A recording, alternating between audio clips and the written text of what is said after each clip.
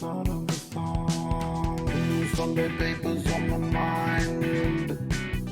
Sunday papers on my mind. Mike and Greg are two guys, but they're one of a kind. Are they even aging? Damn, they're looking so fine. We Recording this. in. You didn't clap in. All right, 3, 2. Whatever. 3, 2, 1. Read all about it.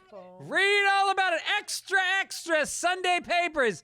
Both guys in L.A. Not in the same room. I don't know why. We forgot to. How come we didn't get together this week? Why is this so low? Because I like having my tech issues over here by myself. Yeah, right? And your tech issues with your SD card not full. SD full, card whatever. was full. I was full of podcasting. I had my 1,000th episode this past week of Fitzdog Radio.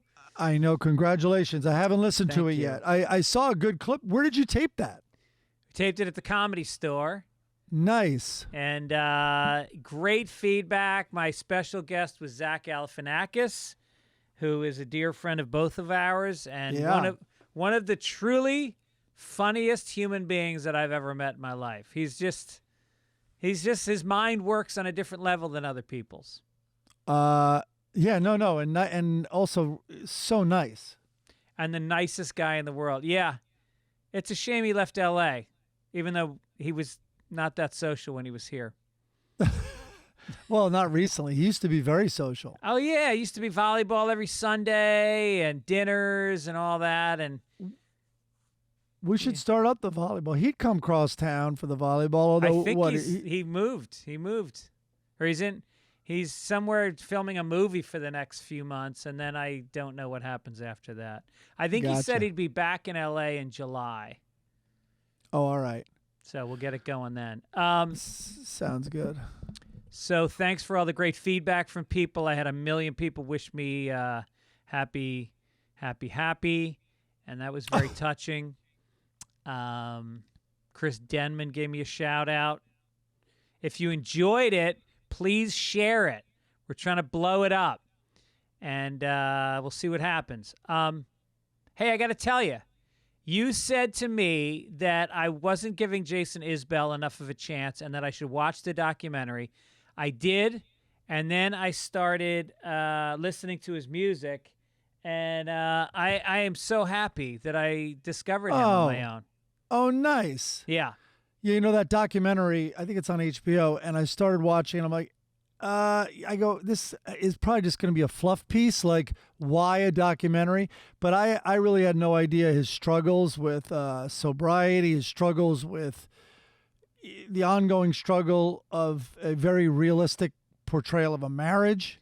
That marriage is like, it's so raw. I know. They were really honest about it. You know, Yeah. Did you see when Dave Cobb, the great producer, he was like, all right, well, do you step outside tonight and take a breath of fresh air at home before you go? And he's like, yeah, if only I were going home. He's like, I guess I'll get a breath of fresh air in the hallway of the Omni, because he and his wife were in a fight. Yeah. And he hadn't been. He didn't go home for like over a week. Yeah. But I also love just watching artists struggle in the creative process. Not Yeah. rooting for them, of course, but it's very interesting. They don't masturbate as much as we do when we're struggling. I know, and he doesn't even have another outlet like drugs or alcohol, I which know. he used to. Right. But I know. But in the documentary, it's like you just see him strumming, and then all of a sudden, the first notes with his voice, and you're like, that voice is unbelievable. Yeah. Yeah. The other documentary that the wife and I were watching, this was crazy. Me, my wife, and both my kids are sitting on the couch. And we're watching the documentary about Brooke Shields, which is very fascinating, how they sexualized her from age 11 on. She was 11 playing a prostitute in a New Orleans brothel, and she's wearing negligee, and she literally seduces a middle-aged man and kisses him on the mouth. It's Wow. fucking crazy. And her mom was an alcoholic, and she just kept putting her in these pornographic preteen movies like, Forever Young, I think it was called. Yeah. And Blue Lagoon. My dad knew her dad because he was in cosmetics. I think he was at Revlon or something. Well, he doesn't get much attention in this documentary. I don't think he was around at all. Right.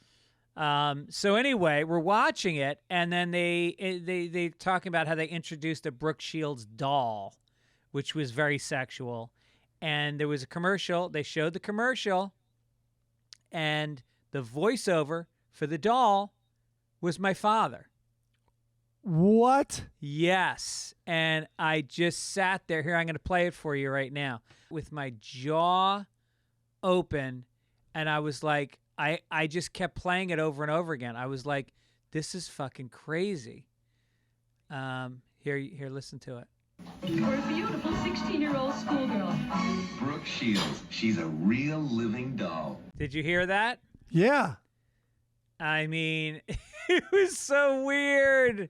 Look at this sexy young doll. I know. She's a real living doll. What does that even mean? I don't know. A real living doll. If it were, it's way ahead of its time. Yeah, I know. And she's got 3 holes. All right, don't worry, Chris. I just plugged my my headphone back in. He's all upset about the sound. I had to unplug it so you could hear that. So, yeah. My father's big issue right now because the 30th anniversary of him passing is next month.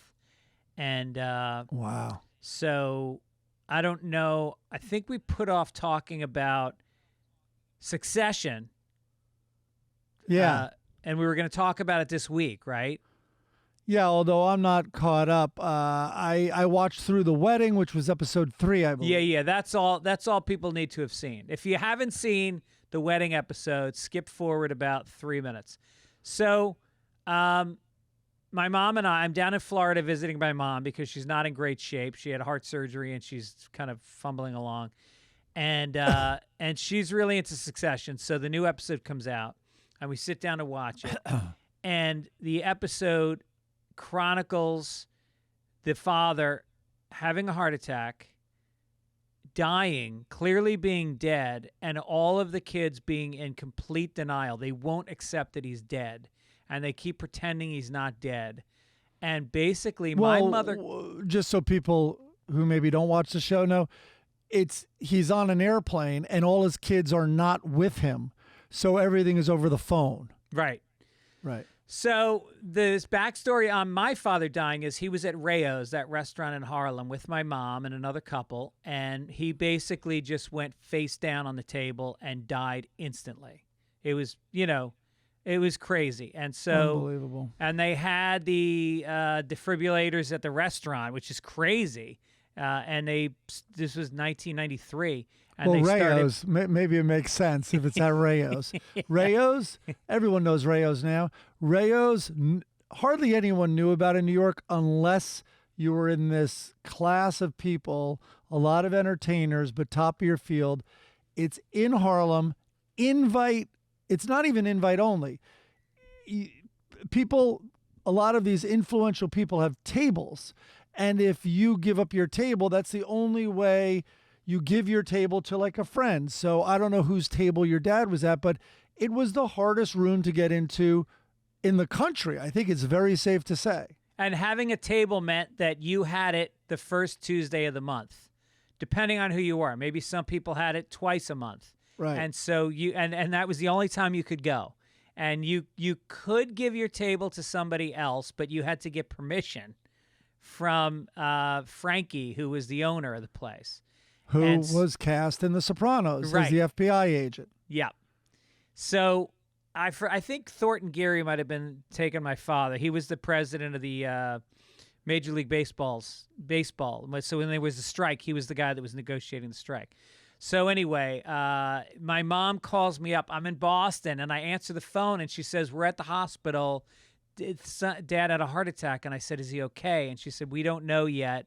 They're working on him." And he'd been dead for over an hour. And she was in total denial. So this storyline hit her. Meanwhile, I had been estranged from my dad for like 6 months for the first time in my life. And we were very close. And it was brutal. And all these kids were estranged from the father on Succession. And both of us just sat there and we just were crying. We were both, it was the most intense episode of TV I've seen in years. And it hit us both so hard. And then afterwards, and kind of knowing that the 30th anniversary was coming up, we talked about my dad for 2 hours.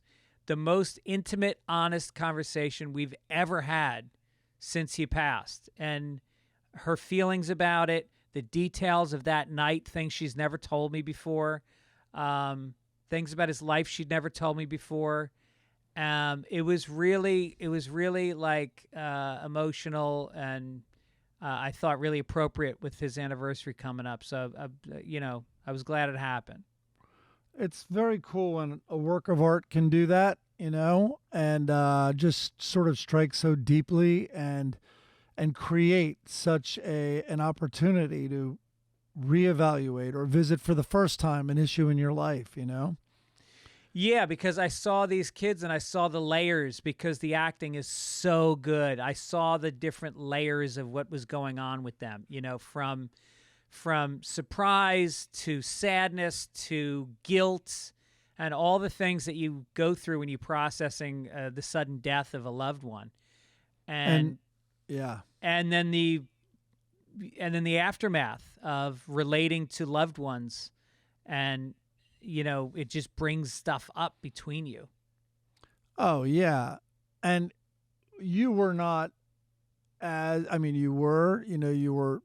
you'd had some abuse in the family, but these guys were, the Succession family is so emotionally crippled that it was also absurdly funny. Like, I think at one point, like, one brother, like, the awkwardness, they had no idea what to do with real feelings. Yeah. And so I think one brother went up and he hugged the other one's arm. Like, and there was like grabbing of like a shoulder, and they and then they struggled to say, I love you. And the scenario was the guy on the plane was putting a phone up to his ear, like, hey, we don't know how he's doing, but you can talk to him. Do you want to say any last things? So that's the scenario. And it was actually comical how emotionally handicapped all the siblings were. Yeah, and two of the brothers were like, all right, Dad, I love you.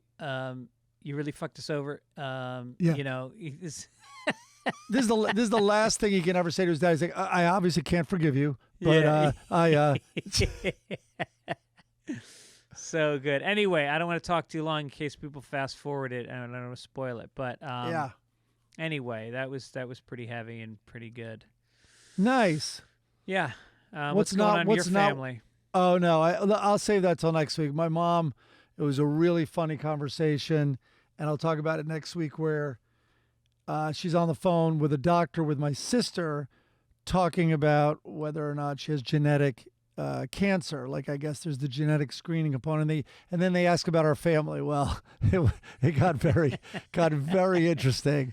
And my mom couldn't stop laughing on the phone to the darkest fucking shit. Wow. Yeah. By the way, one of the things my mother revealed to me is that my father had the heart attack at 52. His parents both had heart attacks in their 40s and went down. So enjoy the podcast. We may not be here next week. My grandfather's first heart attack was in his 40s. Yeah. And then my dad, who I thought was old as fuck, had quintuple bypass at 59. Damn. Yeah. So I'm being monitored, but so far so good. But it's same. My mom has outlived every single person in her family by a lot, because she's 79, I think. That's kind of a phenomenon, and something that we have to deal with as a country, which is people are living longer. People are going to be on Medicare a lot longer, and Social Security a lot longer. And who knows what this next generation is going to be able to create in terms of supporting that system. I know. Are they even putting money in with all their side hustles? Here we go. We're going to get to that later. We want to thank the logo this week was hysterical, from Bruce Wise. The How I Learned to Stop Worrying and Love Bud Light. what was the name of that movie? The Peter Sellers movie? Dr. Strangelove. Dr. Strangelove. Yeah. That's great. That's a really good one. You want to talk about? And last week, by the way, the logo was an Oriental, two guys, and they were Oriental. I'm uncomfortable when people describe a rug that way. They were Japanese samurais, and it had some Japanese writing on it, and we asked our faithful listeners to transcribe it, and apparently the translation was sex with a sheep kind of person, or sheep fucker. Yeah, I think sheep fucker gets to it a lot quicker. Sean told us that. Thank you, Sean. Yeah. And then you want to talk about our song this week? How about that from Kevin Biggins? Kevin.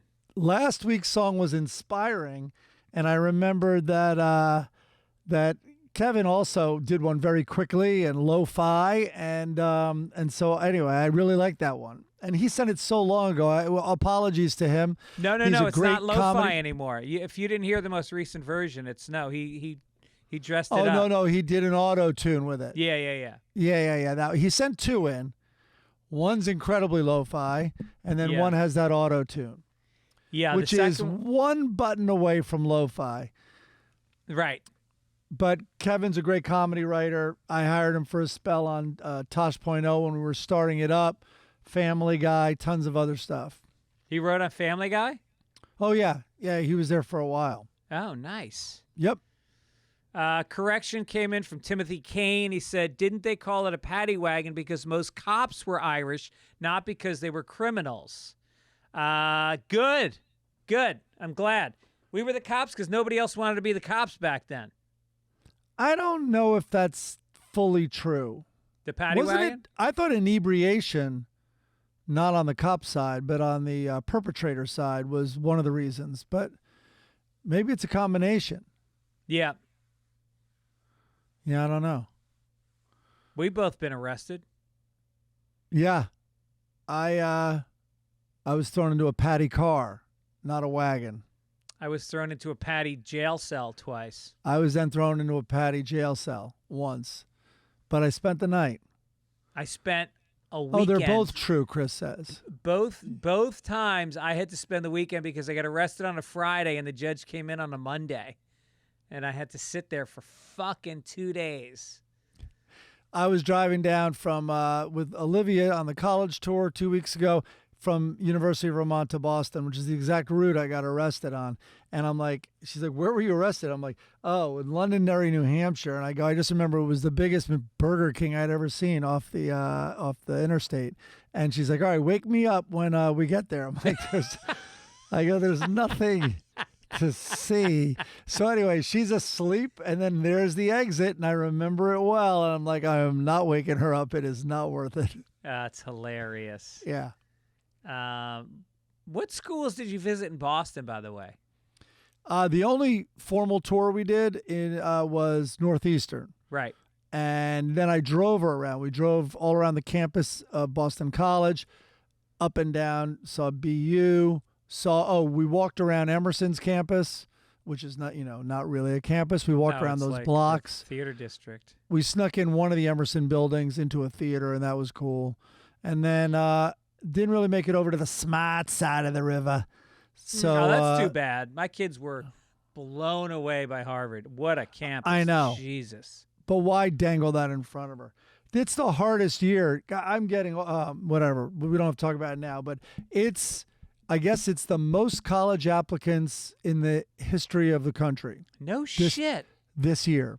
Really? I would think people couldn't afford it because it's getting so expensive. I saw a guy on Instagram, and he was self-deprecating. He's like, all right, let's see if I got into Harvard. And they put up his stats, and he's, 4.6, captain of this, president of the student body, like unbelievable. And then another guy, I'll just call it up, whatever. Anyway, and someone else just sent me something, a guy in Boston, his son, 4.7, I mean, obviously weighted, but 4.7, captain of a sports team at school, community service. Oh, 1540 on his SATs. Didn't get into a single one of his first choices. Wow. Well, 4.7, 1540 SAT. Well, Ken and Beth. Yeah. Their son got into University of Chicago, which is apparently harder than even hard to get Ivy into. League to get into. Yeah. Yeah. But I also hear that it's a pain in the ass. It's like a ton of work. Whereas Harvard has a reputation of once you get in, you're kind of in. And there's ways of getting through it that aren't that hard.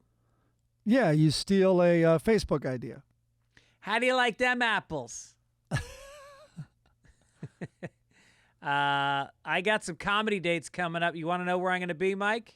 Well, only if it's Escondido. Is that the first one? Oh, it's a great little town north of San Diego. I'll be at the Grand Comedy Room April 28th, 29th. Huntington Beach at the Rec Room May 12th. Columbia, Missouri at the Blue Note May 19th. Kansas City the next night. Austin at the Mothership May 25th and 27th through 27th.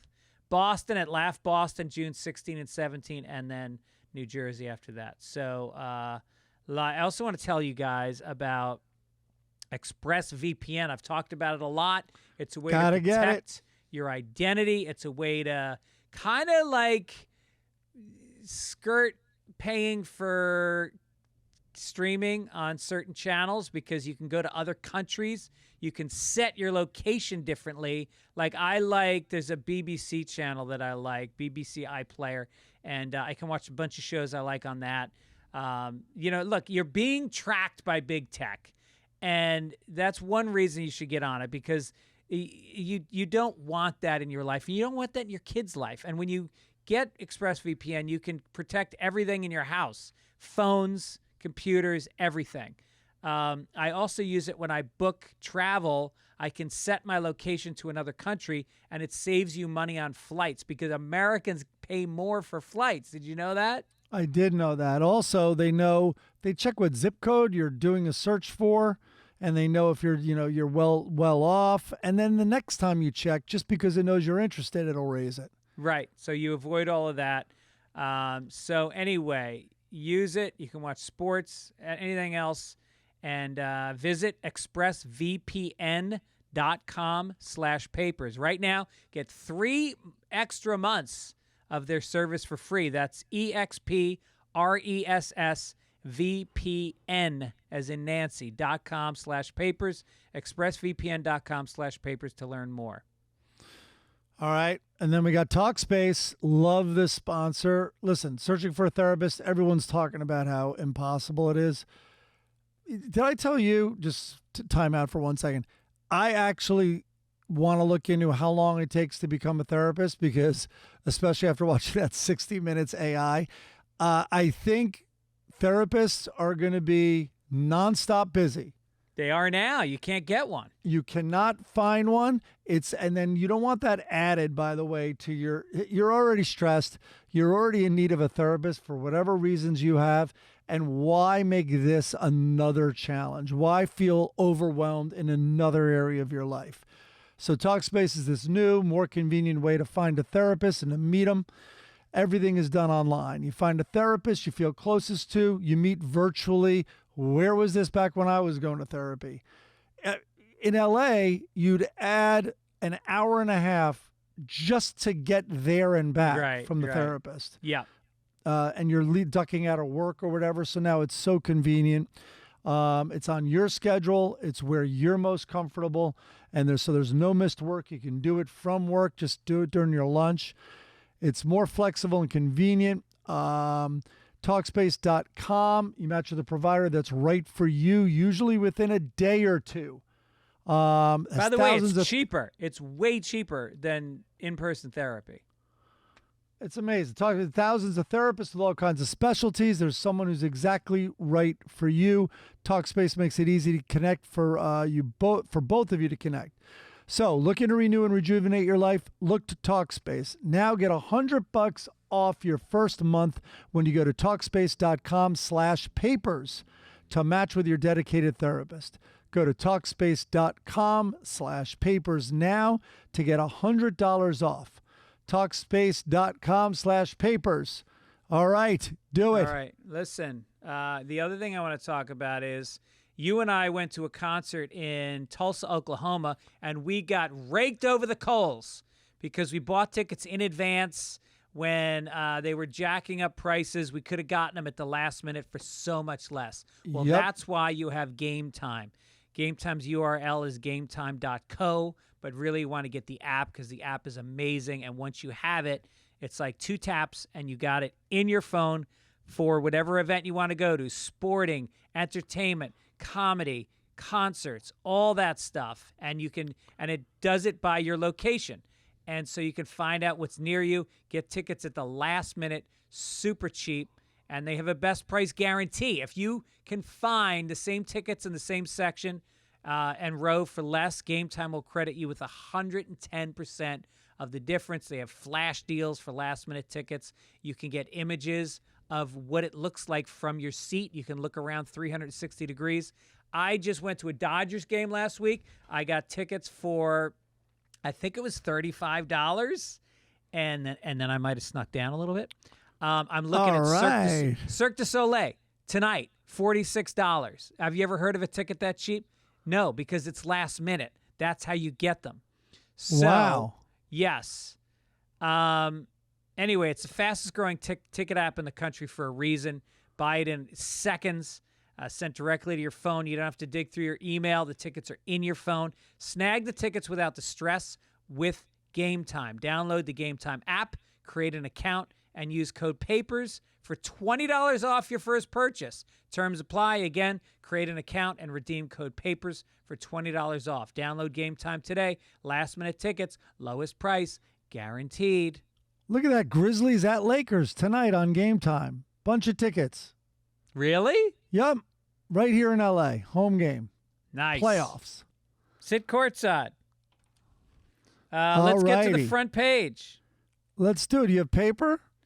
I have a paper from, let me just I got check this. the I date. got crisp paper. It's not a newspaper. I got August 29th, 2021 right here. What a flashback. Here we go. Front page.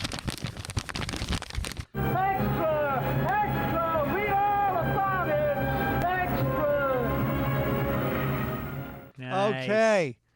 Enraged Walmart shopper destroys wrong beer in Bud Light protest. Did you see this video, by the way? I watched. I did see it. Oh, my God. It was not a six-pack. It was like an entire refrigerator. Yeah. There's footage of a disgruntled Bud Light drinker exacting revenge on the beer for its recent and highly publicized promotion with comic and trans activist Dylan Mulvaney. But he was smashing up the wrong brew. Rather than offending Bud Light, the cranky fellow reaped his vengeance on Bud's competitor, Busch Light. What a swing in terms of what it's costing. Bud Light improves and the competitor goes down. All Now, the look, action was Busch, caught. Huh? Bud drinkers are not known for their discernment. No, usually it's like just open the beer, door and just grab any of them Yeah. that are there for, less than a certain price. Yeah. All the action was caught by Walmart shopper Chandler Davidson and quickly posted to TikTok, of course. Quick, hurry. Unfortunately, it all ends rather unceremoniously with the Bud hater being led out of the store in handcuffs. Now, while cuffed, the guy who gets everything wrong was screaming, "Defund the fire department." He then pleaded the Sixth Amendment, was released on bail, and mistakenly punched his friend's wife in the face instead of his own. Yeah. Yeah, that's like the time I punched Billy Baldwin instead of Steven. Sorry, man. I mean, this whole thing, I can't say this enough. I am so confused and disheartened by what's going on in this country with these distractions that the media is giving people, and they are fucking chomping on the bait like a bunch of suckers. All this stuff is going on right now where tax cuts for the rich have tripled the fucking deficit, and there's all these issues. I can't get health care for less than $3,000 a month. Tell me how that's fucking possible. And in the meantime, people are all they talk about is that somebody dressed up as the other sex, and Budweiser had the balls to put them on a commercial. It's fucking crazy. Yeah, no doubt. Meanwhile, here we are talking about it. One little correction, which I'm sure people are already firing up their emails. So you said chomp at the bait, which is really accurate, actually. But it's chomp at. It's actually not chomp at the bit. But It's not that's chomp accepted. at the bit. Yeah. It's champ. Yeah, exactly. It's champ That's what at the it's bit. called. Yeah. Anyway, now that we got that out, speaking of distractions, but everyone's like, "Oh, you fucking guys got it wrong. They lost 5 billion market share and all this." Okay, you ready? I looked this up on Thursday. Meanwhile, Friday the stock was up more. But keep in mind, I looked this up Thursday. Last month, Bud is up 6.74% for the month. You want a 6-month range? Yeah. It is up 41.5% over 6 months. Really? Yes. And over a year, because it went down with the rest of the market, but then over a year, it's up 6.5%. Here's the interesting thing. 5 years, it's down 34.5%. So this brought the stock. Which so this obviously brought the has stock nothing back. to do with this. Huh? So this brought the stock back. I don't know. That might be an overstatement, but I do know that this month, it is up 6.74%. Damn, that's hilarious. Yeah, including this backlash. I haven't had a drink in 32 years, and I'm ready to fucking crack a bud. No, what are you talking about? You're gonna have a save the date for when you officially do that. 65. I'll be 65 years old. It's gonna be tough to be in Ireland this summer. We're going to Ireland in August and not have a Guinness. I mean, Guinness almost doesn't count. It has lower alcohol content than a regular beer. What's even more surprising is I think it has less calories than a light beer. Huh. Interesting. I want someone to check that stat. That sounds like a Fitz fact. Well, my son took a class that I paid for in college on beer. And Really? so he's the one who told me about, I don't know if it's all stouts, but Guinness has less alcohol in it. So. I was looking for this dumb thing. Okay, anyway, next story, man. 3 in 4 managers say Gen Z is the most challenging generation to work with, and 40% of the group flagged a lack of technological skills, effort, and motivation. The survey was conducted on April 14th and includes responses from over 1,300 managers and business leaders in the U.S. So while Gen Zers are skilled in using digital communication tools, they may lack skills for in-person interaction. In fact, about 1 in 3 survey respondents said they prefer to work with millennials. 44%, meanwhile, everyone was complaining about them. 44% of this group said they believe this group is the most productive, and a similar number say they have the best technological skills. Hold on here. 30% of the respondents say they prefer to work with Gen X, and about 4% say they prefer to work with baby boomers. Oh, boomer. Yeah, and then the tensions between the generations are so bad that some managers found Gen Z challenging to work with and said they fired a Gen Zer promptly after hiring. Now, all these numbers about 3 out of 4, what if the Gen Zers were conducting the survey and they just didn't follow through and interview the 4th person? I also think the numbers might be a little inflated because the Gen Z identify as they, so they count them as many firings. That's right. So many of them identify as they in their pronoun. Right. I looked it up because I was confused about all the different generations. But here's the breakdown. The greatest generation was born from 1901 to 1924. They're the ones that fought in World War II. The silent generation was born from 25 to 45. All right, yeah. Why the silent? That's interesting. Yeah, the silent generation. So the baby boomers, which is us, we are the last year. Oh, no. No, baby we're boomer, Generation X. I thought was our parents, but according to this, my dad and mom are both in the silent generation. Right. I wish they had been more silent. So we're Gen X, which starts in 65 and goes to 79. Good years. Millennials is 80 to 94. Gen Z is 95 to 2012. And Gen Alpha is 2013 to 2025. But the first three generations had a war they could be drafted into, which made them a little tougher. Also, I think it's a giant message that the world's not fair and also that the world doesn't owe you anything. Right.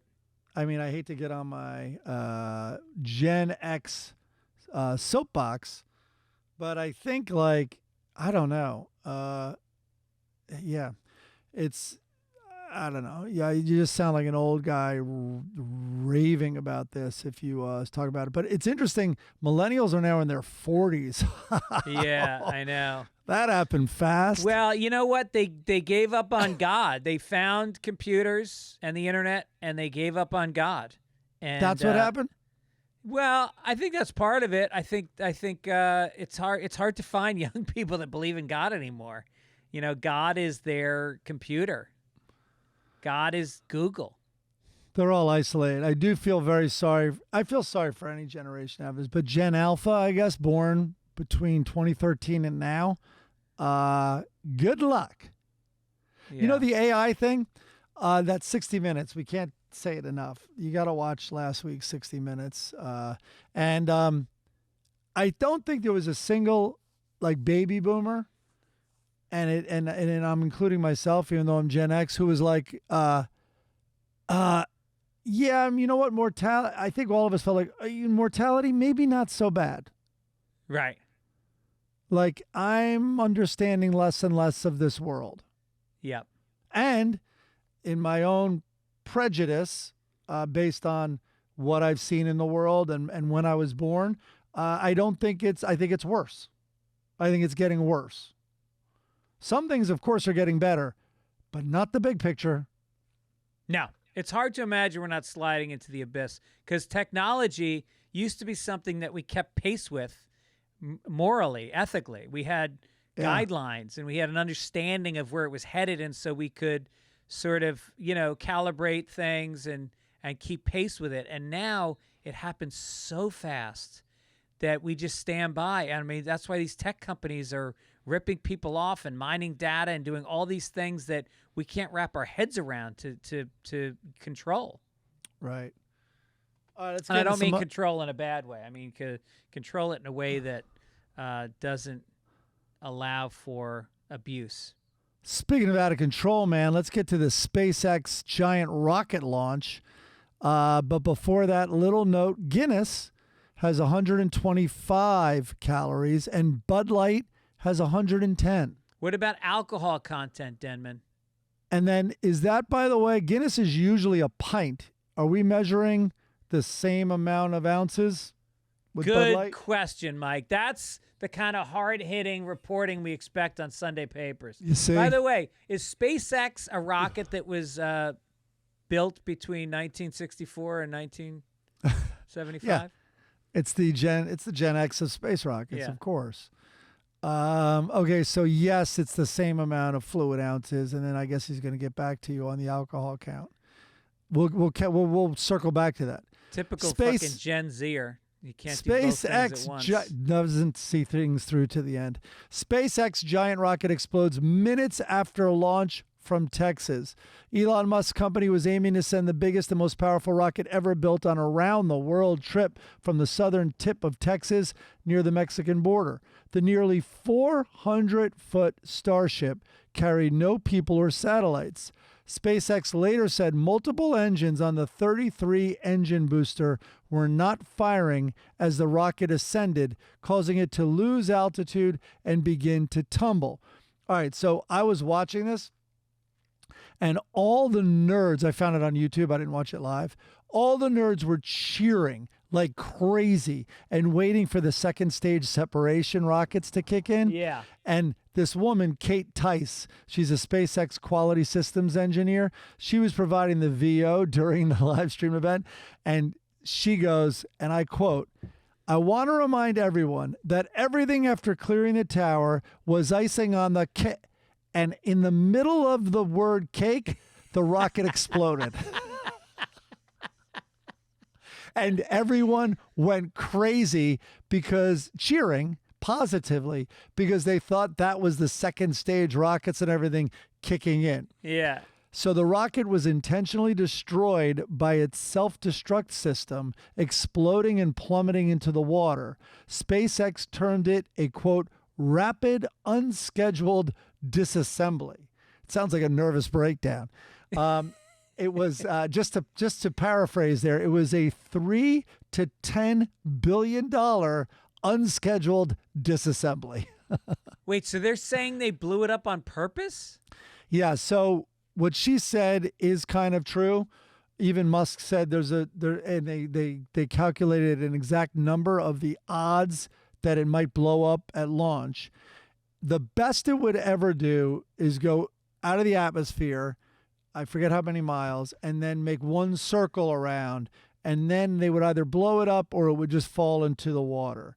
But that it did get off, it is being considered a success. Like, they learned a lot, but I mean, of course, in a dream scenario, they would have liked the second stage rockets to take over and for it to separate, but it didn't do that. So it made it further than, I guess, the worse odds, and then short of, ideal. Wow. That's like raising a kid with ADD, and you just go like, all right, it's not going to go great, but if he could just move out of the house, that would be amazing. All right, there's not going to be a Pulitzer or an MD after his name, but Subway's hiring. But meanwhile, Musk blamed the woke mob. He said it was the gay guy and the black guy in engineering. Tesla should have that self-destruct button when any idiot is driving. Like, we don't want you. We don't want you in our car. Sorry. Yeah, yeah. Let's disassemble. Let's disassemble this on the fly. Yeah. Here we go. Guinness, 4.2% alcohol. Bud Light, 5%. Okay, so my son was right. I'm glad I paid $60,000 for college last year so he could learn that. Yeah. And think about how much you're paying Chris for that stat. Right? It's about the same. Yeah. A Flint, Michigan woman is suing a towing company and the police department after a dramatic vehicle repossession attempt. After midnight on August 24th, Amika Ward was sitting behind the wheel of a Chevy Captiva, very ironic, and accused by Credit Acceptance Corps of falling behind on her car payments. As she sat in the parking lot, a tow truck appeared and hooked up the car. The two men flanked the car, one on each side. One man demanded Ward sign some paperwork. The other demanded the keys.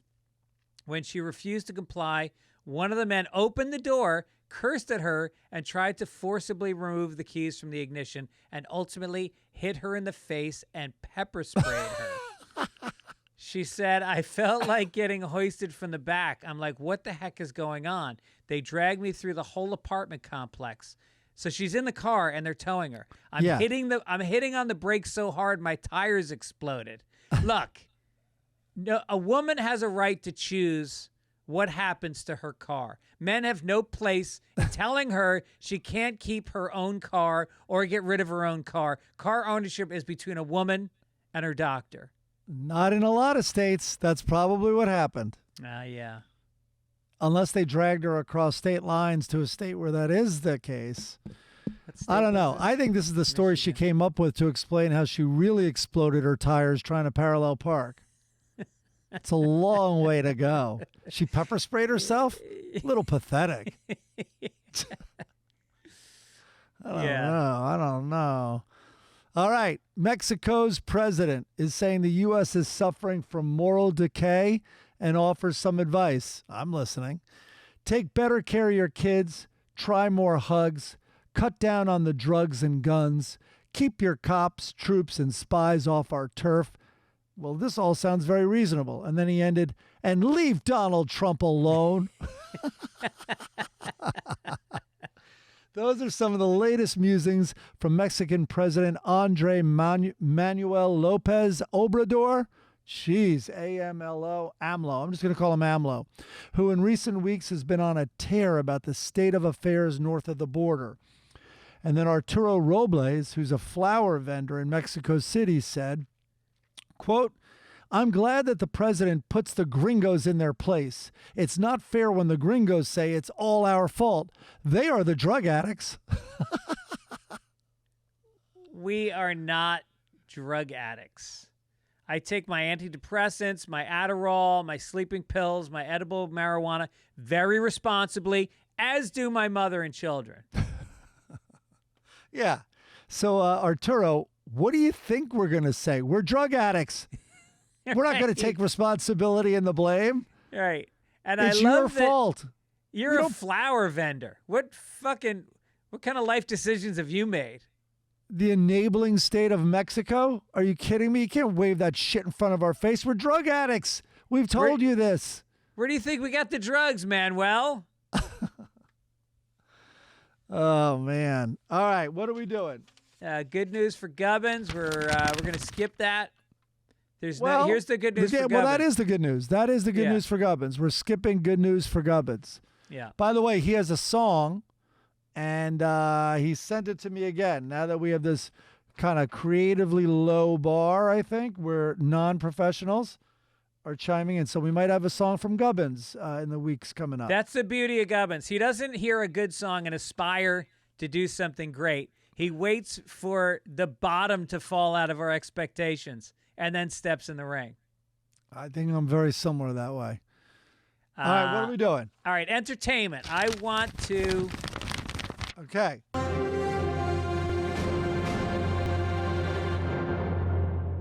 I want to do a little quiz with you right now. The Daily Show has had rotating hosts for the past few months. Okay. And the numbers I haven't are watched in. a single one. I have not either. The ratings are in, and I wanted you to try to guess, because there's a pretty big disparity between total viewers for each guest host. Okay. And I want you to guess the order that they came in. I'm going to give you 3, and you give me the order, and then I'll give you another 3, and then you give me the order. Sarah Silverman, Chelsea Handler, and John Leguizamo.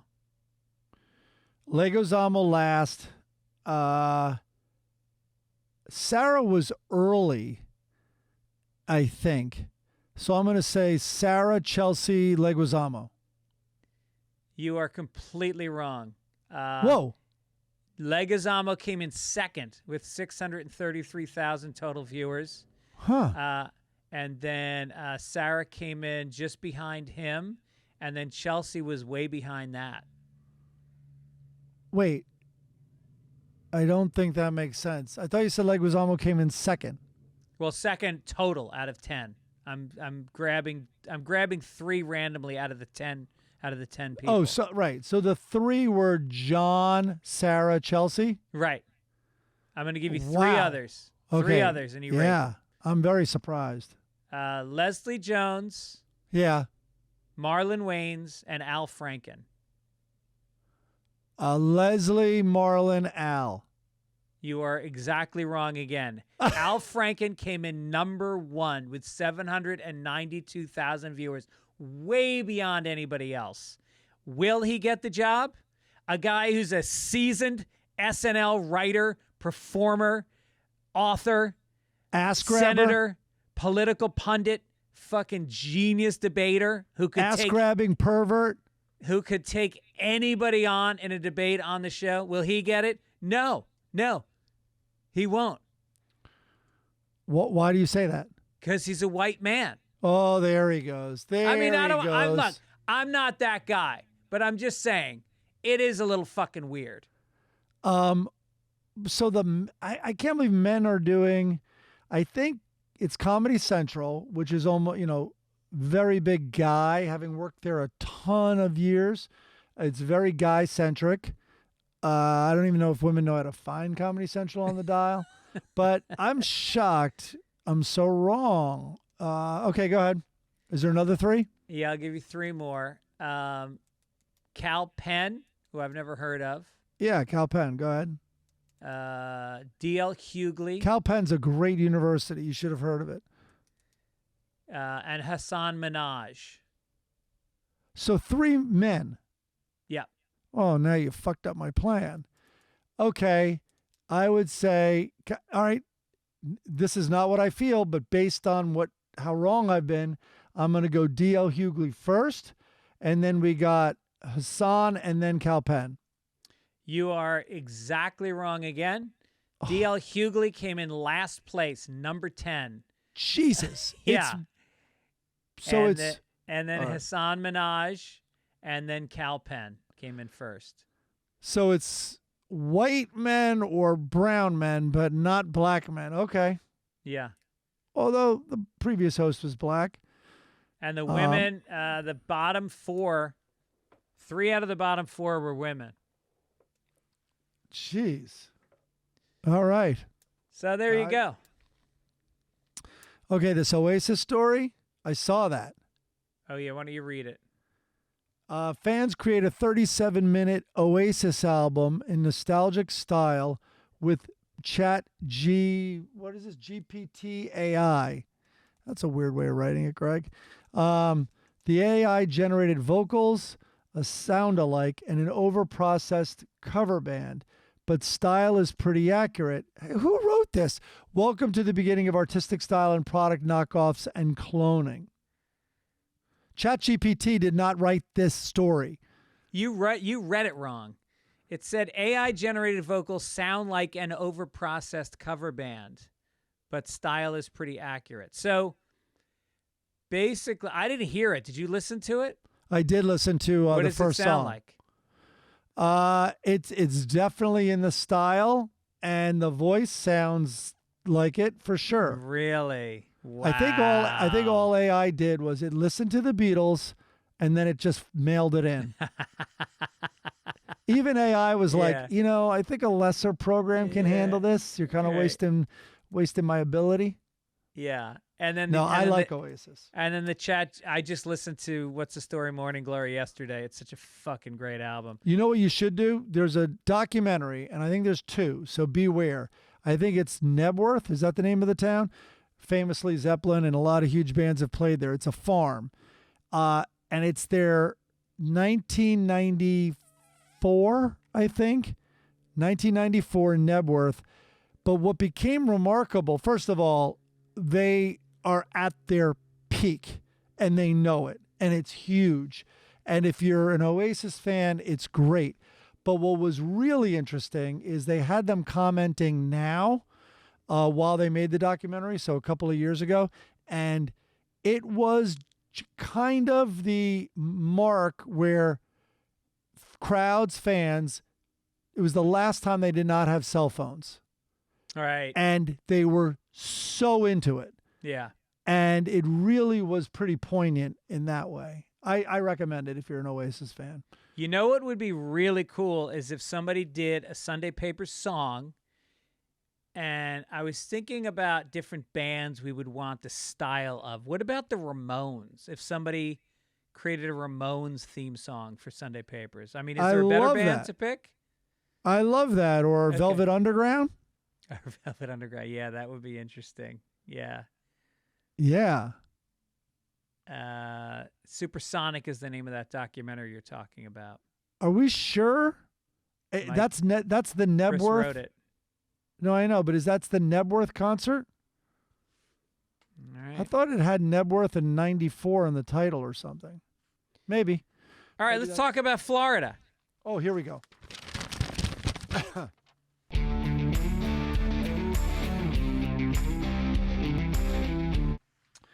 Okay.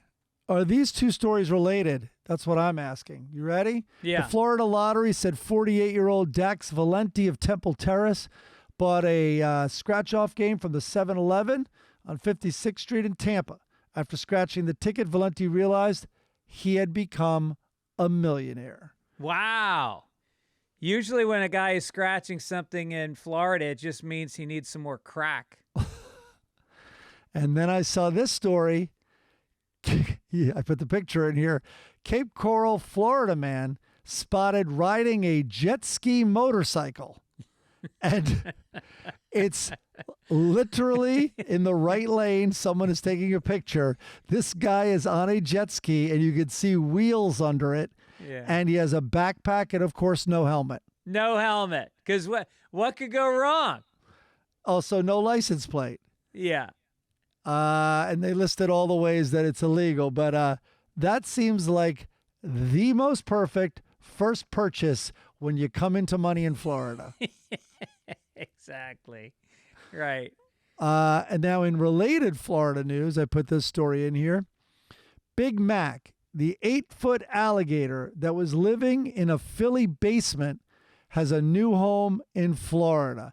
And it just goes to show even primitive dinosaur-like reptiles with tiny brains are smart enough to get the fuck out of Philadelphia.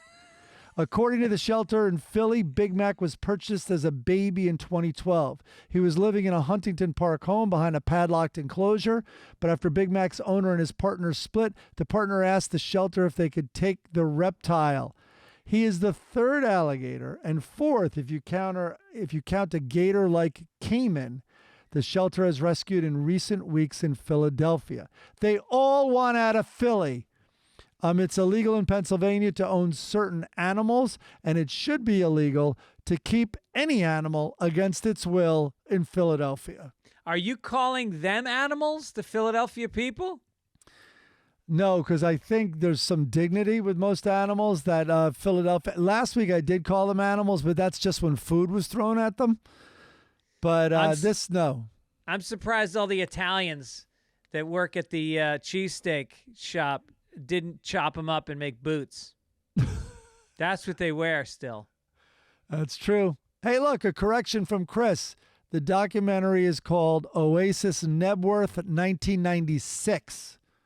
So that really was on the brink of cell phones takeover. K-N-E-B-W-O-R-T-H. Yeah, Zeppelin famously played there, and a Really? bunch of I didn't know bands. The about Who, that. I think. Wow. Yeah.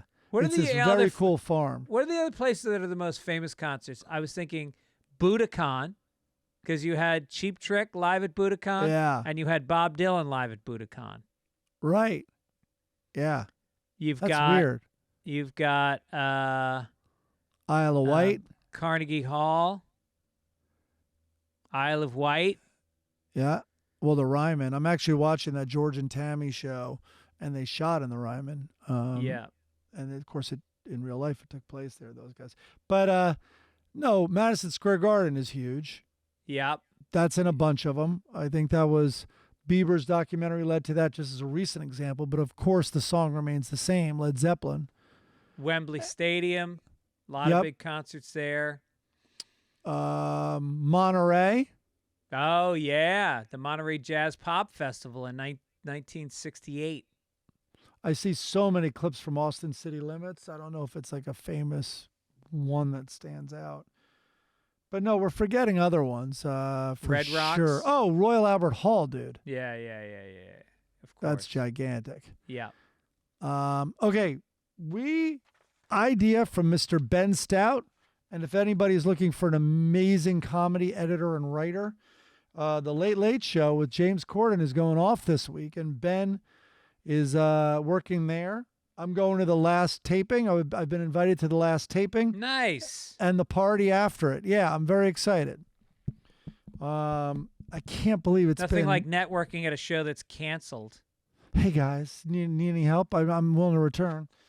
But anyway, Ben suggested that we do Mad Libs. Now, the key to Mad Libs is finding the right story. I don't think I found it this week, but we're going to do Mad Libs, Greg. So I got to write this down. Okay. I've never really done Mad Libs. I mean, I've been asked questions and I gave answers, but I was sorry, here we obsessed go. with Mad Libs. It's all we did as kids. Okay, give me an age and a type of person. A 65-year-old transvestite. Okay. Give me a body part. cock. You know how to play this game. Give me an animal. Giraffe. All right. Give me a location. Pensacola, Florida. Oh, no. Give me a generic, not a city. Okay. Like a farm. Okay. Give me another generic location. A bowling alley. Okay. Give me another body part. Rectum. Boy. All right. And then another body part. Nipple. Okay. Here we go. So now you're going to read mine, and then you're going to read the real one afterwards? I don't know what's more effective. I'm kind of flying by the seat of my pants here. Okay. Okay, I'll read you the real story first. Okay. A 72-year-old Florida man has lost a portion of his right leg after he was reportedly attacked by an alligator at an RV park. The reptile retreated into the water after the attack. A short time later, authorities came upon an alligator with a human foot sticking out of its mouth. A 65-year-old transvestite has lost a portion of his cock after he was reportedly attacked by a giraffe at a farm. That worked. The reptile retreated into a bowling alley after the attack. A short time later, authorities came upon an alligator with a rectum sticking out of its nipple. You are fucking 9 years old. My story was not as crazy as the first one. No, it wasn't. All right, I'm going to improve that. Now I kind of get it. I get it a little more. That was a dry run. All right. It's fun. Let's do it again. Okay, thank you, Ben Stout. All right, let's do some sports.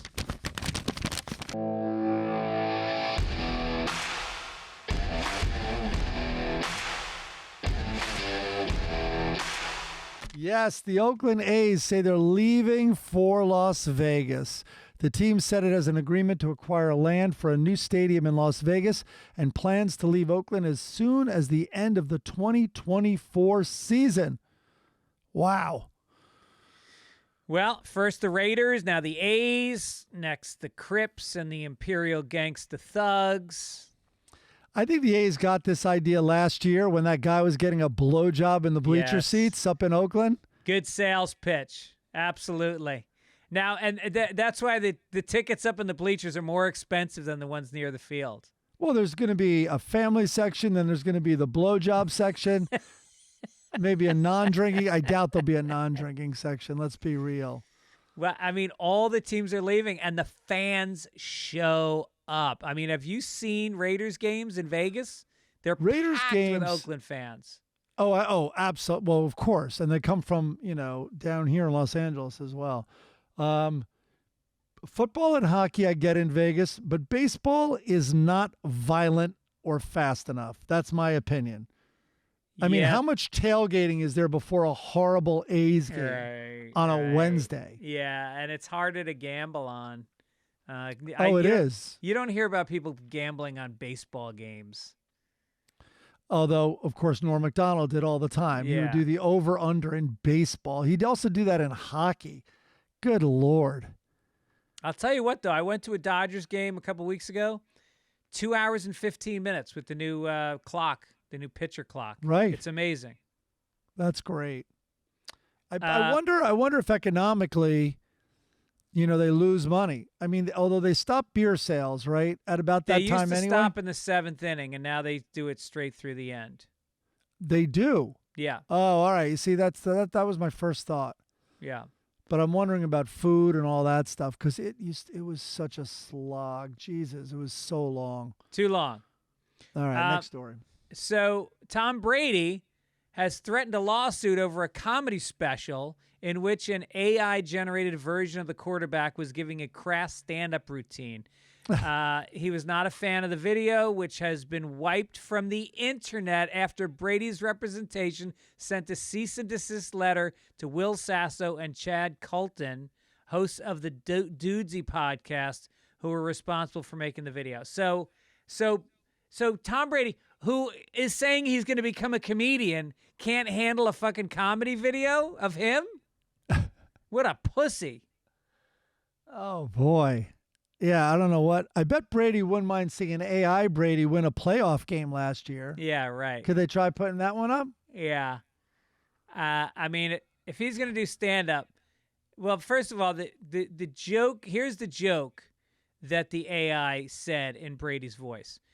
Anybody on the apps right now? I'm recently single and thinking about getting on them, but here's the problem. I've never been on them. I don't really know what I'm doing. Someone sent me a message on Bumble. You look just like Tom Brady. And I said, I am Tom Brady. She said, prove it. So I went to her house and let a little air out of all of her footballs.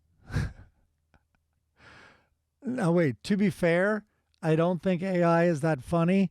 I think AI generated the lookalike, and I think these guys wrote that. I don't know. I asked AI to, I think I read it on this show. I asked AI to write a stand-up routine for, I forget what for, and it was real. It was like this. It was very flat and kind of obvious. Here, I wrote a couple jokes for Tom Brady. Okay. What am I, the only rich white guy in Florida who has a Latino watching his kids? Wait, what does that one mean? Giselle, his ex-wife, is watching his kids all the time. She's German. Oh, I thought she was Brazilian. I think she's German. No, she's Oh, Brazilian. she is Brazilian? Yeah. Well, hopefully I get a better audience than you. Hopefully Giselle he gets a Bundchen? better audience. Wow. My boss at the Patriots got a happy ending. And by that I mean I shit the bed last season playing for Tampa. That's good. Better than the AI joke. Yeah. No, those are better. You should become AI. Apply for a position. They don't care who they're hiring. They don't see demographics. I know. Wouldn't that be sweet? Let's go down to this day in history.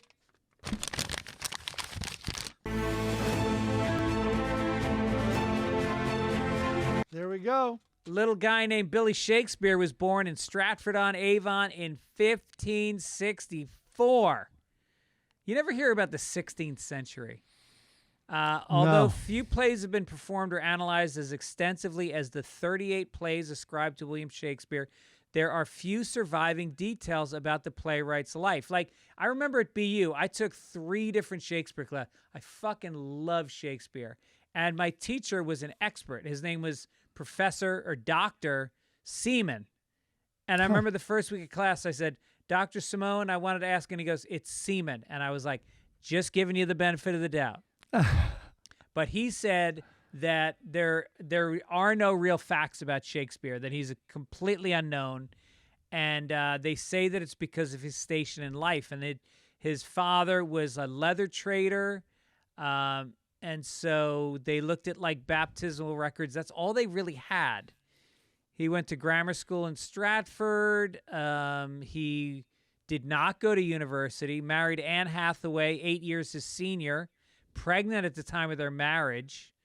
They had twins later. A son died at 11. Nothing is known of the period between birth of the twins and his emergence as a playwright in London. But unfounded stories have him stealing deer, joining a group of traveling players, becoming a school teacher, or serving as a soldier in the Low Countries. So he said that it also said amazing. he was one of the finest actors of his day, and he acted at the Globe. Wow. So, yeah. I remember my high school, I was like in advanced English in high school, which did not work out great.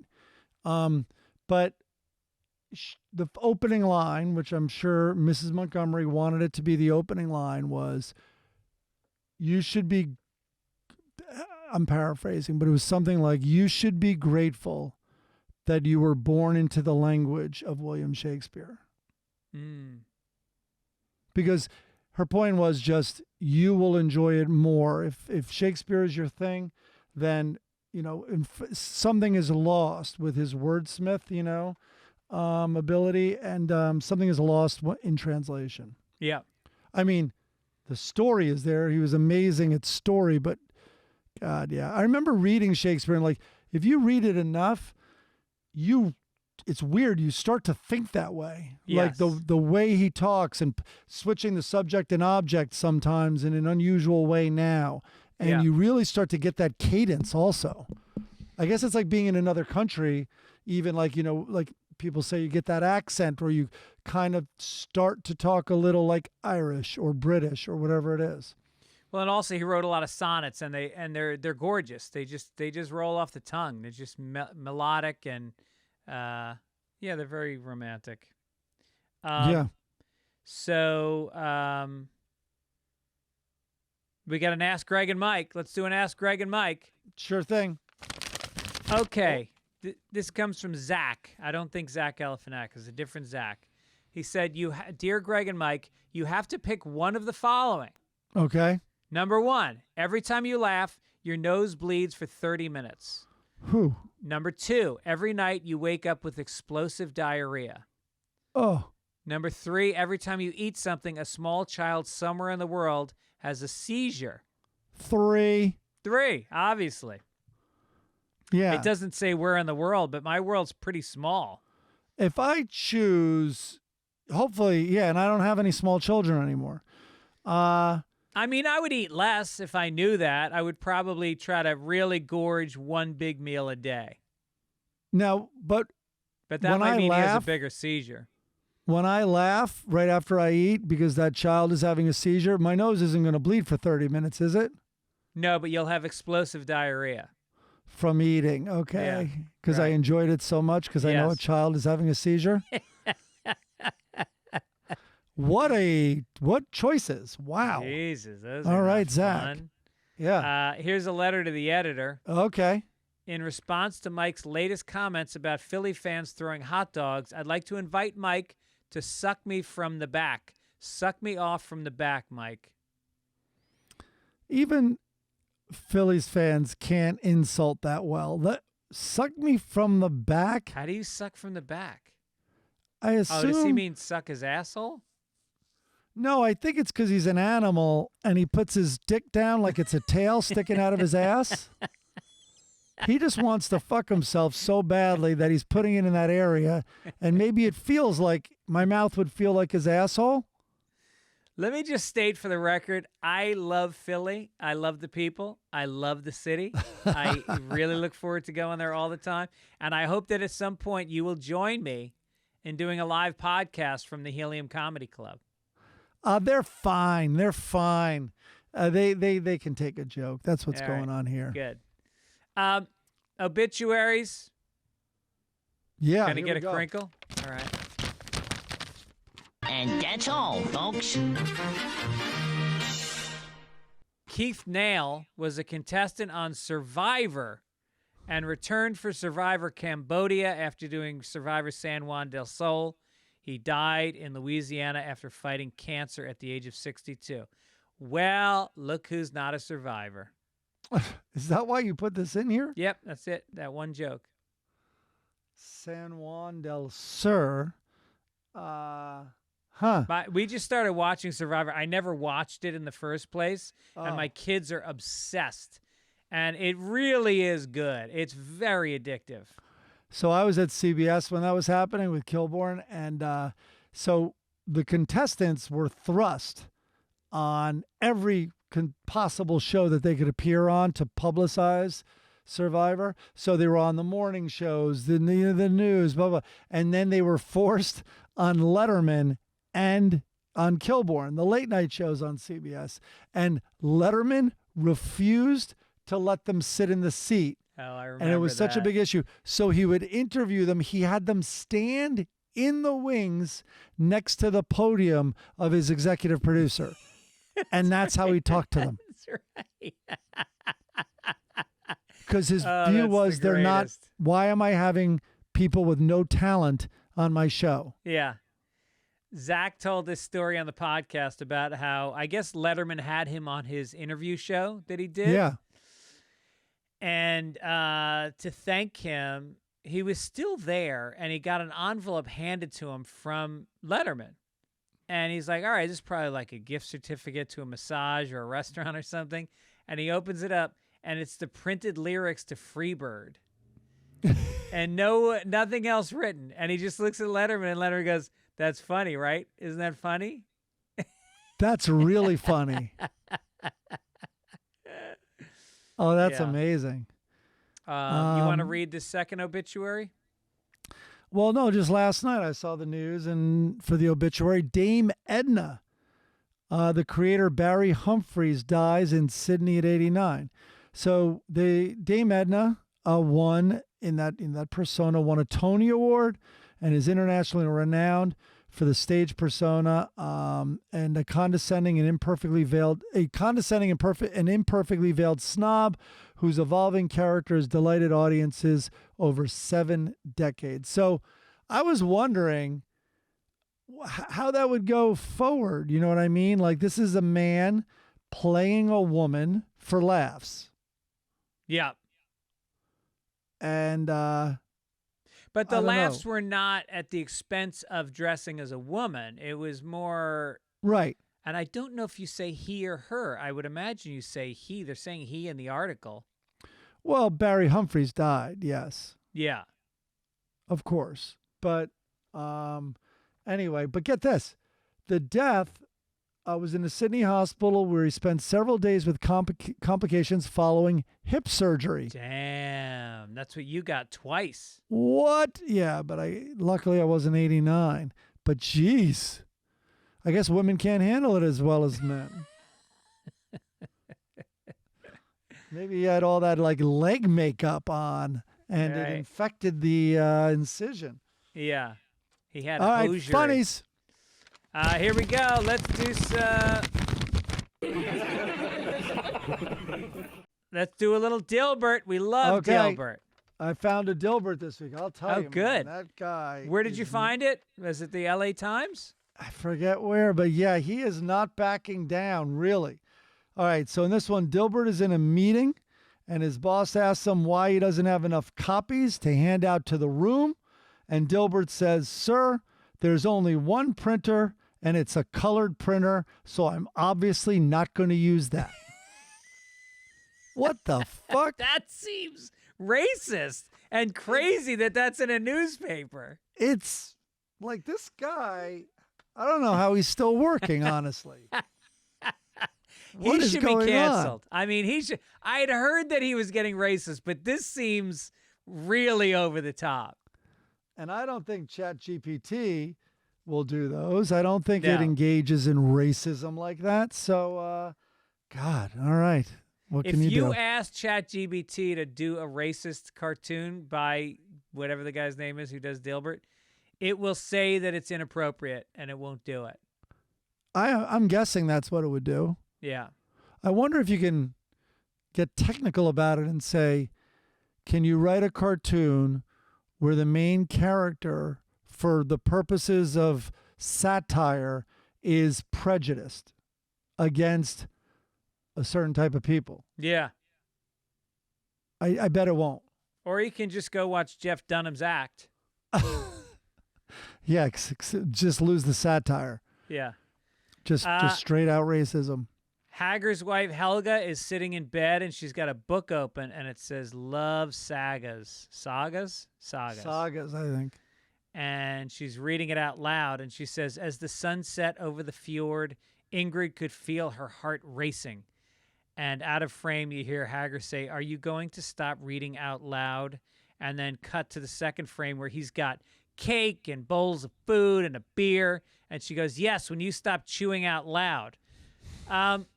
In the love saga from medieval times, why is Ingrid's heart racing? Is she being chased or has she already been captured and there's 8 guys with their pants down? Also, clearly Hager hasn't raped yet, because look at that appetite. No, I think he just raped and he's famished. Oh, maybe. Yeah. I don't know. I don't know how rape works, luckily. Lockhorns what's his name? What are their names again? I forget their. You know, I'm awful. I'm the worst with names. Leroy and Loretta. Yes. So Leroy walks in. He looks a little disheveled. He's got his briefcase. She says, "So, did you perform a random act? Did you perform a random act of blandness today?" Oh boy, I'd like to see Hager. imagine? I'd like to see Hager walk in that household. Yeah, she'd be on the floor in seconds. I mean, you just imagine you come home from a rough day and you face that. My Yeah. threshold for negativity from my wife when I walk in the door is so low. We get along great. We really don't fight very much. If we do, it's very minor little things.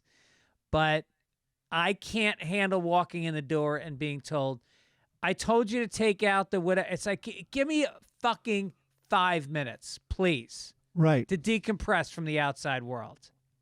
Yeah. That's what I say. I'm living alone now, so that's what I say to myself when I Yeah. walk in. All right, give yourself a I'll break. walk in. The place is a little messy. I'm like, can you give me a few days? I told you this morning I'll get to it. Who's the biggest slob of you and your two daughters in the house? Oh, Olivia's the worst of all three of us. It's Yeah. not even close. It's not, the whole family knows it. Extended family knows it. I apologize. The cleaning woman, comes once every 2 weeks or something. And I'm like, and each time I'm like, all right, there's 2 weeks till she comes again. And I'm like, I promise you'll be able to vacuum her room because I'm going to make her pick the shit up. Yeah. So a couple of times I just closed Olivia's door. I'm like, don't even go in there. She can change her own sheets. Really? Yeah. Wow. She's only here half the time. So, but anyway, it's so bad. Oh, also new rule. I don't know if you have this in your house. I think new goddamn rule. They love opening a sparkling beverage. I don't care if it's LaCroix or just seltzer, and taking, I don't know, 3 sips of it. No, that makes me crazy. Owen does that, and it makes me crazy. So I go, you get one a day. You can have more if you finish it, but you get one a day. And if you don't finish it, you don't get another one. And anyway, I found 2 on her bedside table, more than half full. 2 of them. Yeah. She doesn't have the decency even to try to hide it. Isn't it weird that bothers us so much? Like, why? Well, in the end, why? Because it's just so, I have a thing with waste, even though I'm wasteful in other areas and I have giant blind spots. But I really do have a thing with, I cannot throw out leftovers. Not happening. But you realize every time you fly across the country, that is the equivalent of a year's gas in a car driving. I told you I have portion of that giant flight. blind spots. Yes. Yeah. All right. The Far Side. This is a good one. This one made me laugh out loud. It was sent in from Jason Twin. Thank you, Jason. All right. I had never seen this one, or I don't recall it. So there's kind of like a guy at the door. He's kind of like a hippie guy or whatever. And this crazy monster that looks like it was in the bar of Star Wars. It almost looks like an ostrich, would you say? Or the bottom half, and then has a long neck and then a snuffleupagus kind of nose. Am I doing it justice? Webbed feet and a red tail. Webbed feet, rooster tail, and then a propeller hat on. Like, it's the most absurd, with a green body, gray arms. Anyway, this hippy dippy guy in his leather vest, beard, he's out the door with a piece of paper, and the guy goes, I wonder if you could help me. I'm looking for 523 West Cherry and oh wow, deja vu. And what made me laugh also is that this would be a perfect Jim Ignatowski on Taxi. Yeah, that is such a Right. perfect line. It's so smart to say deja vu. So what and a mind to think of stuff like that. He's really amazing. All righty. Thank you, Speaking Jason. of amazing, fucking Dagwood is up in the attic and he finds a red hat and he puts it on. And he says, just wait until Blondie sees this cool derby I found in the attic. He walks in and he goes, well, hello, gorgeous. And she goes, oh, no, give me that. She rips it off his head, puts it on the ground, and goes grrr, and jumps up and down and crushes the hat, goes back to frying something. And he goes, what was that all about, honey? And she goes, that stupid hat reminded me of someone. And he goes, did he wear a derby? And she goes, all the time. And my first thought is, how fucking bad and abusive was this guy that she's with Dagwood now? Like, he's the step up. He's the recovery. Yeah. What is she going to stomp on when she finally gets some balls and leaves him? Just V-neck sweaters and giant shoes and food? Every time her new guy starts eating a sandwich with 9 inches of meat on it, she's going to throw it on the ground and stomp on it and cry. I don't even know what this even meant. First of all, must have been an ex-boyfriend. No, I know, but did he wear a derby? I mean, she should have turned around and smashed his head with the pan. Like, what Right. do you think? Yeah, right. Like, and then she goes all the time, which isn't a joke, which isn't, I don't even understand what's going on here. It breaks my heart to know that that Blondie was with somebody even worse than Dagwood, because that meant sexual violence. Yeah, did he wear a derby? Yes, while he sexually abused me. Yes. Oh, okay. Well, you sure I can't wear it? What are you cooking? That's on you. I'm not him, and I'm just wearing his hat. Why do you still have his hat? And he's going to reshape it and put it back on his stupid fucking head because he doesn't give a shit about her anyway. Here's what you should give a shit about, people. You should care about ExpressVPN, and you're going to go to expressvpn.com/papers and get yourself a discount. You're going to go to talkspace.com/papers and get yourself $100 off. And you're going to go to the Game Time app. Use code PAPERS and get $20 off your first purchase. Of course, thank you to Midcoast Media, Chris Denman, Key, John, Beth. Thank you for doing a great job and keeping the show out there for the people. Thank you guys very much. Anything you want to promote, Mike? I guess it's too late to promote your show in Oxnard tonight. Yep, and will have happened last night. Yeah, I'm enjoying George and Tammy. They're disasters, man. Maybe you'll watch it after Jason Isbell, Doc. Okay, I got to get through. I didn't finish the Brooke Shields one, and I got to finish Jason Isbell, and then Formula One. I highly recommend the F1 Drive to Survive series on Netflix. It's the amazing. same guys that did the golf one now, and Yeah. but I got to go back and see that. I'm 3 shows, I think, into the new season of Dave, which is my favorite show on TV, and it's okay.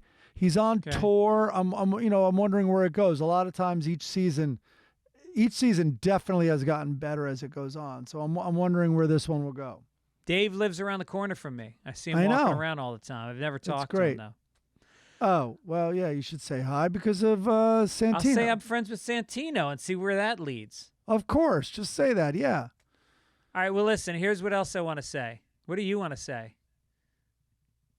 I guess take it easy. Take it easy! There it is. Hey, now.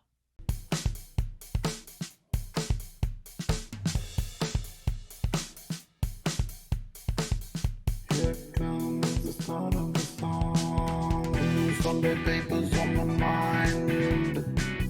Sunday papers on my mind. Mike and Greg are 2 guys, but they're one of a kind. Are they even aging? Damn, they're looking so fine. Sunday papers on my mind. If you eat pot gummies, that would be a good time. Yeah, Sunday papers on my mind. They don't even care if you like and subscribe. That's cool of them. Do it anyway. They probably want you to. I shouldn't have said that. That's my bad. I'm gonna get out of here. Bye bye. Bye bye bye.